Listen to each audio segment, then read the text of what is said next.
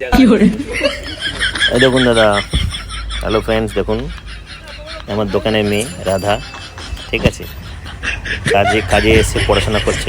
দেখে তো খুব ভালো লাগলো, সারাক্ষণ ঝালমুড়ি খেতে থাকে আর নাই ইনস্টাগ্রামে ভিডিও চালিয়ে বসে থাকে। কিন্তু আজকে মনে পড়ার চাপ পড়েছে, সকাল থেকে দেখি পড়তে বসেছে, দেখে খুব ভালো লাগছে। কাজ সারা বছর না করে এই টাইম এখন পড়তে বসেছে। হ্যাঁ, এই তো হচ্ছে এখনকার জেনারেশন। দেখুন, সারা বছর পড়ার কোনো নাম নেই, ঠিক আছে, আর এখন পড়ার চাপ বিশাল পড়েছে।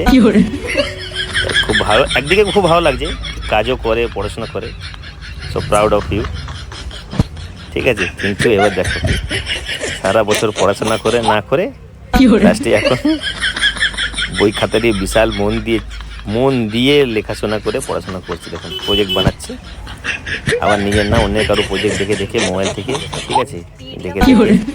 আচ্ছা, স্কুল থেকে পিডিএফ দিয়েছে, ওই পিডিএফগুলো দেখে দেখে প্রজেক্ট বানাচ্ছে। হাতের লেখা খুবই ভালো।